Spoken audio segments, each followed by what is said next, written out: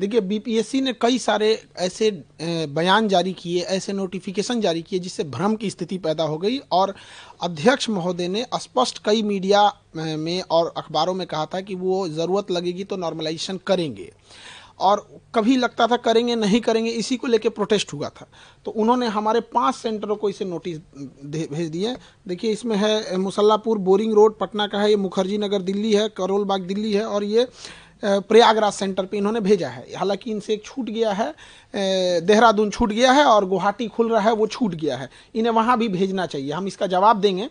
और इसमें कहा गया है कि हमने बच्चों को भड़का दिया यहाँ पे, जो कि सरासर गलत है। आप ये समझ सकते हैं कि आयोग कितना अयोग्य हो चुका है।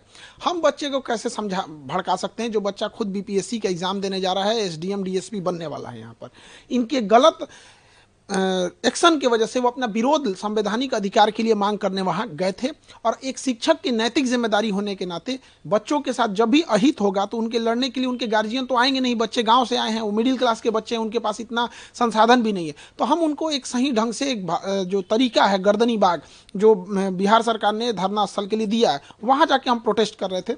उसके लिए इन्होंने एक नोटिस भेज दिया, और इस नोटिस में उन्होंने कहा है कि हमारे ऊपर क्रिमिनल ऑफेंस, क्रिमिनल केस करेंगे ये, अगर हम ये नहीं करते हैं तो। अब बताइए, शिक्षक के ऊपर अगर ये क्रिमिनल एंड सिविल एलिगेशन लगाएंगे यहाँ पे, अगर हमने इनसे जवाब नहीं दिया और नोटिस का हमने इनको माफ़ी नहीं मांगे 15 दिन के अंदर, तो पहले तो हम आयोग को बता दें कि माफ़ी तो हम नहीं मांगने वाले हैं। यहाँ 2 साल जेल काट लेंगे वो सही है, एक शिक्षक को ये क्रिमिनल बोलेंगे, ये पूरी देश देख रही है कि बिहार में क्या हो रहा है।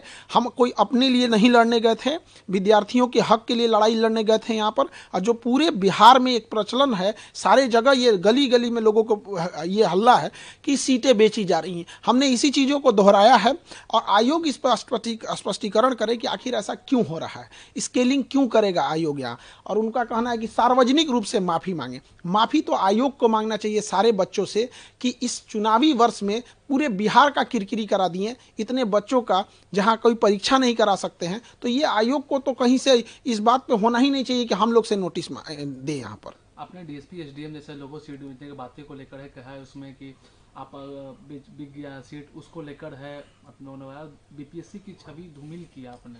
बीपीएससी स्वयं अपनी छवि धूमिल की है, जिसका पेपर लीक हो जाता है, जिसके चेयरमैन कहते हैं कि इस पेपर को कोई नहीं फाड़ सकता, उसको कोई रगड़ कैसे फाड़ दे, जो कहता है कि यहाँ पर सबसे सुरक्षित बापू परीक्षा परिषद बिहार का सबसे अच्छा सुरक्षित है, वहाँ से सबसे ज़्यादा हंगामा हो जाए, इससे ज़्यादा छवि क्या खराब हो सकती है।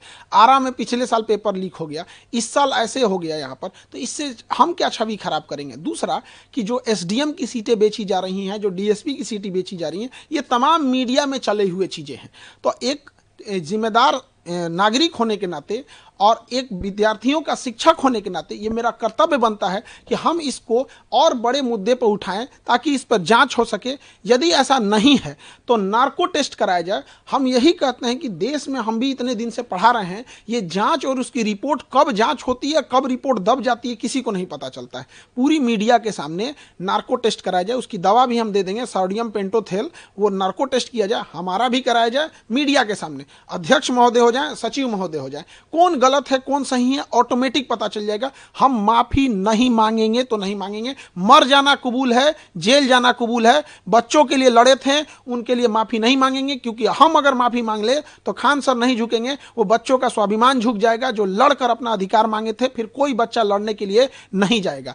रही बात बच्चों के री एग्जाम की, अगर आयोग बच्चों के हित को ध्यान रखते हुए री एग्जाम कंडक्ट करा देता है, दोबारा बोलते हैं री एग्जाम बीपीएससी कंडक्ट करा लेता है, तो उसके लिए बीपीएससी जो कहेगा वो हम कर लेंगे। बच्चों के हित में ध्यान रखते के लिए जो सजा है वो हम कबूल कर लेंगे, चाहे आयोग कुछ भी कहे, लेकिन ऐसे तो माफी नहीं मांगेंगे। आगे अब खान सर क्या करेंगे? इस नोटिस का जवाब देंगे और एक बीपीएससी को भी नोटिस भेजेंगे कि आपने पूरे विद्यार्थियों को 5 लाख स्टूडेंट को मेंटल ट्रोमा में रखें। वहां पे कभी इनको लगता है, कभी इनका मन करेगा ऑप्शनल हटा देंगे, कभी 5 ऑप्शन डाल देंगे, कभी 4 ऑप्शन डाल देंगे, कभी एक ट्वीट खेल देंगे, कुछ से कुछ बोलने लगेंगे। इनका अध्यक्ष साहब का कहना था मैं एग्जाम के लास्ट मोमेंट भी डिसीजन ले सकता हूं कि नॉर्मलाइजेशन होगा कि नहीं होगा। तो बाहर में आके हम लोग क्या बोले? हम शिक्षकों को इन्होंने ये समझाने की नहीं कोशिश की थी, बल्कि ये थोपने की कोशिश की थी कि हम नॉर्मलाइजेशन करने जा रहे हैं, आप बच्चों को समझाइए। तो हम क्यों इनके डिसीजन को भागी बनेंगे? हमने इनसे यही कहा था कि आप बच्चों से बात करके बैठ लीजिए। तो इन्होंने कहा कि ठीक है, आप बच्चों को समझा दीजिए कि 15 नवंबर को हम एक बच्चों की मीटिंग बुलाएंगे। हम लोग की तो वैल्यू हम लोग तो बोल दिए कि आयोग बोले हैं कि 15 नवंबर को मीटिंग बुलाएंगे। क्या इससे आयोग की मंशा पर, उसकी छवि धूमिल नहीं होती है? तो ये सब चीज़ों में आयोग को सोचना चाहिए। क्या अब आगे आप क्या गवर्नर या किसी बड़े डिग्निशन से क्या आप बात अब हमारा तो यहाँ पे है, गवर्नर साहब से यहाँ पे फाइल रेडी है और मुख्यमंत्री साहब से। अब हम गवर्नर और मुख्यमंत्री साहब के पास जाएंगे इसको लेके। और हाईकोर्ट में हम बहुत पहले जा चुके हैं, हाईकोर्ट में पिटीशन लगा दिए थे हम 16 दिसंबर को ही। अब इत्तेफाक से क्या कहिएगा, उस समय छुट्टी हो गया था, तो ये 16 दिसंबर 2024 को परीक्षा के 3 दिन बाद ही हमने मतलब बिना किसी को बताए हमने लगा दिया वहाँ पर। लेकिन ये कहिए कि बच्चों की या किसके कहिए कि हाईकोर्ट छुट्टी पे चली गई। तो हम ये तीनों जगह अब जाएंगे, हम छोड़ेंगे नहीं किसी को भी। बच्चों के भविष्य के साथ खेलने का अधिकार किसी को नहीं है। वो बच्चे मिडिल क्लास से आ रहे हैं, कोई गरीब है, वो देख रहा होता है कि गलत हो रहा है, लेकिन ऐसा नहीं है कि उसको होने देंगे। इसकी सीबीआई जांच होनी चाहिए, सीबीआई जांच जाए अपने जगह पे। नार्को टेस्ट सबसे जरूरी है। क्या आप सीबीआई जांच की मांग कर रहे हैं? हम सीबीआई जांच करते हैं, सबसे पहले हमसे शुरू करें, वरना आयोग उसके बाद अध्यक्ष पे जाए। पहले हमारे से स्टार्ट कर लें, नार्को टेस्ट कर लें, फिर अध्यक्ष से। क्या कौन झूठ बोल रहा है, कौन सच बोल रहा है, सब सामने आ जाएगा। यहाँ पे संवैधानिक जगह पे बैठ के संविधान की रक्षा करनी चाहिए, देश की भविष्य का। इससे पहले अतुल प्रसाद भी थे, इतनी बड़ी परीक्षा कंडक्ट कराएं, इस तरह का तो एलिगेशन उन पे नहीं लगा। ये एक एग्जाम कंडक्ट कराने में पूरी तरह से धज्जी उड़ा दी है बीपीएससी का। क्या अब आगे, क्योंकि ये भी कहा जा रहा है क्योंकि छात्र जो लोग धरने स्थल पर बैठे थे, अभी कहें कि बिहार का धरना देने का जगह धरना स्थल है, तो धरना स्थल से कहीं गांधी मैन कुछ नेता लेकर आरोप ये लगा कि छात्र को है वो कमजोर करने की कोशिश की, इस आंदोलन को कुछ शिक्षक लोगों ने किया, कुछ नेता लोगों ने किया, आरोप तो ये भी लगे। देखिए, आरोप जो लगाया जा रहा है, बच्चों की समस्या समझिए। एक बच्चे के साथ अन्याय हुआ है, उसका पटना में कोई नहीं है, तो कोई भी उसके ऊपर हाथ सहला देता है तो उसको लगता है कि मेरा अपना है। ये कुछ शिक्षक जैसे कोई बीपीएससी नहीं पढ़ाते हैं, तो वो भी वहाँ अगर हैं तो बच्चों को लगता है ना कि भाई मेरा मोरल सपोर्ट मिल रहा है, वो उसे भगाएगा तो नहीं। अगर कोई राजनेता आ रहा है तो उसे वो भगाएगा तो नहीं। और ये राजनीतिकरण क्यों हुआ है? माननीय मुख्यमंत्री इसमें हस्तक्षेप नहीं किए। यदि वो 2 दिन 4 दिन के अंदर, 1 हफ्ते के अंदर हस्तक्षेप कर लेते तो किसी को राजनीतिकरण नहीं होने देता। हमें या किसी विद्यार्थी को ये अधिकार थोड़ी है कि उनके धरना स्थल पे कोई अगर राजनेता आता है तो उसे वो भगा देंगे यहाँ पर।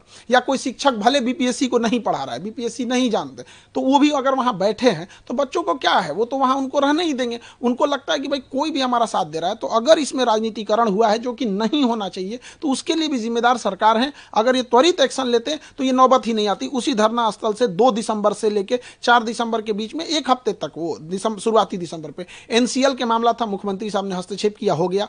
6 दिसंबर को नॉर्मलाइजेशन खत्म था, हो गया। यहां भी हस्तक्षेप करते तो नहीं होता। ये चुनावी वर्ष है, मुख्यमंत्री साहब को भी सोचना चाहिए कि बच्चों के भविष्य में सोचेंगे तो बच्चे भी अच्छा करेंगे। लेकिन बीपीएससी तो ऑटोनोमस बॉडी है, तो इस पर फिर हस्तक्षेप, ये कहने के लिए सारी चीजें होती हैं।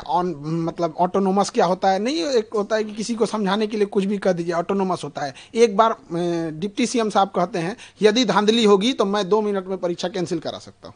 तो फिर ये बताइए कि फिर वो ऑटोनोमस कैसे हुआ? अब कई बयान आता है कि जिसमें वो कहा जाता है कि जांच हो रही है, जांच होगी, अगर गड़बड़ पाया जाएगा तो दोबारा परीक्षा होगी। ये बात तो अगर बीपीएससी ऑटोनोमस है तो बताइए कि ये बात उन्हें बोलना चाहिए, फिर मिनिस्टर लोग कैसे बोल रहे हैं?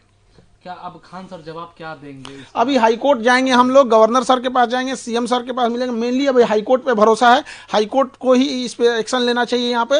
और सरकार से विनम्र निवेदन करते हैं कि बीपीएससी जो है, इसमें कुछ ऐसे लोग हैं जो चुनावी वर्ष में जानबूझकर प्लांटेड किए गए हैं सरकार की छवि खराब करने के लिए। इनकी सीबीआई जांच होनी चाहिए और अध्यक्ष महोदय को पद से हटाना चाहिए।